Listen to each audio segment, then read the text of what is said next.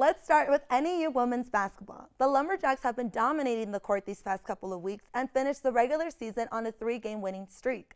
The women opened the Big Sky tournament Monday with a giant win against Sacramento State, with the final score of 74-69. The Jacks advanced to play Idaho on Tuesday and suffered a 90-73 loss, which officially puts an end to their season. Cade, what went wrong in NAU's loss to Idaho? Well, it was a disappointing end for senior forward Kalei Paplo, who couldn't suit up for the match against the top-ranked Idaho Vandals. Paplo left the Lumberjacks game against Sacramento State with 6:35 remaining after suffering a lower leg injury. However, the win over Sacramento State was the Lumberjacks' first in the Big Sky Conference tournament in more than a decade. Paplo has been a historic figure for NAU women's basketball this season, becoming the only player in program history to rank top 10 in points, rebounds, assists, steals, and minutes played. Her veteran presence was surely missed against the Vandals.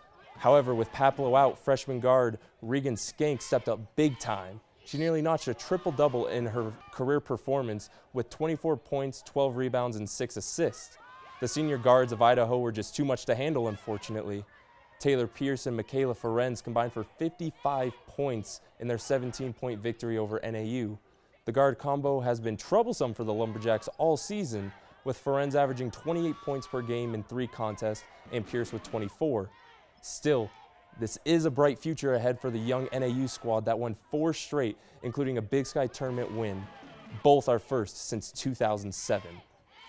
It was unfortunate how Paplo's last game of the season had to be cut short. It was more unfortunate how the Lumberjacks were unable to recover.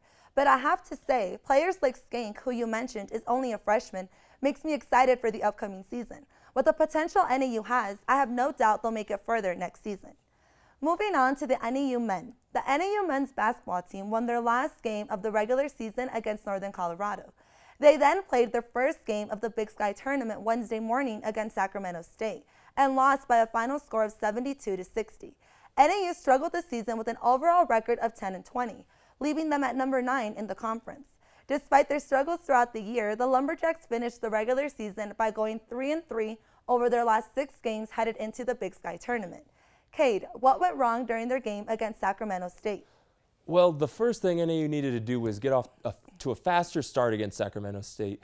These two teams split their series 1-1 during the season, and in NAU's loss, they allowed a 22-4 run in the first 10 minutes.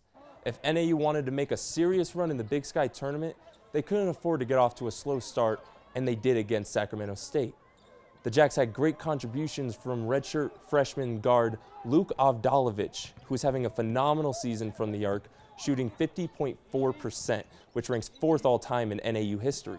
His impact off the bench was huge for this team, but NAU still fell short, even with their best player, sophomore forward Bernie Andre, posting a double-double of 12 boards and 19 points.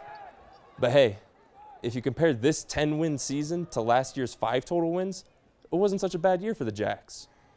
It seems that the Lumberjacks had a lot of resources at hand, and yet they failed to continue their Big Sky tournament run.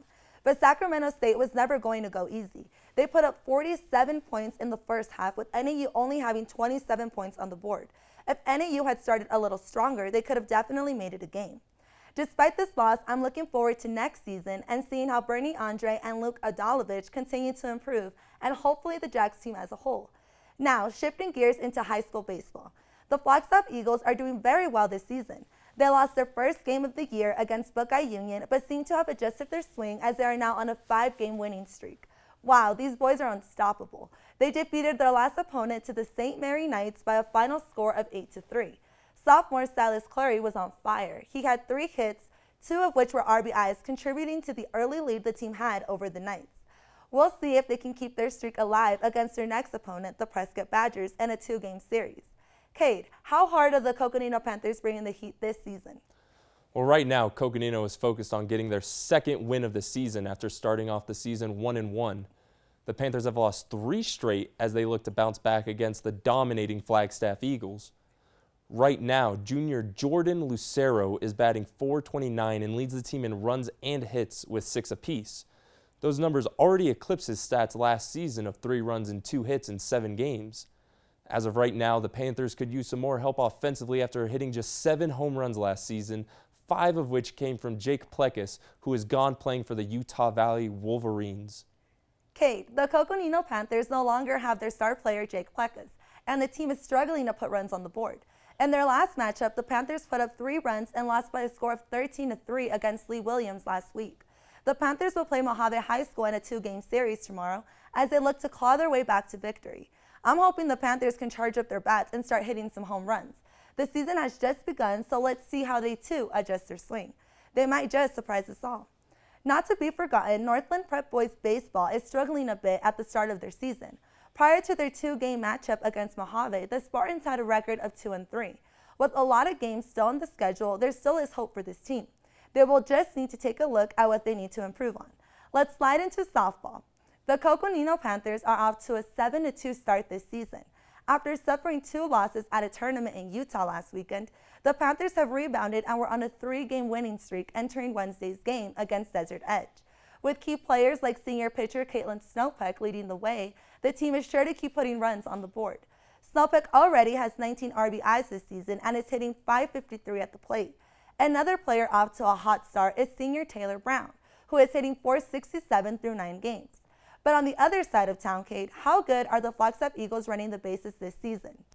Well, I'll tell you, they wish they were running the bases as well as Coconino, as Flag High has struggled out of the gate here with the current 5-7 record.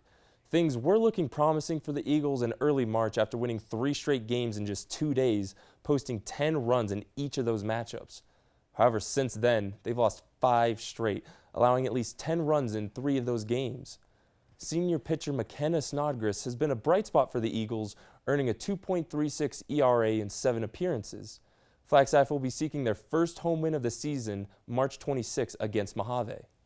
It definitely seems that the Eagles need to step it up in their next matchup against Mojave. Now, Mojave High School has not been looking so hot this season either. They have an overall record of 0-3. I'm not saying this will be an easy win for the Eagles, but if they can find a way to put up runs early in the game, they can achieve that much needed home win. Both teams seem pretty level on the field, so this will be an interesting game to watch. I'm looking forward to seeing which team will soar to victory. Will it be the Eagles or will it be the Thunderbirds? And let's not forget about Northland Prep softball. NPA is off to a killer start this year in the 2A division. The Spartans went on a 5-game winning streak, but then fell to Kingman Academy 10-5 last Thursday. Their next game will be March 22nd against Round Valley.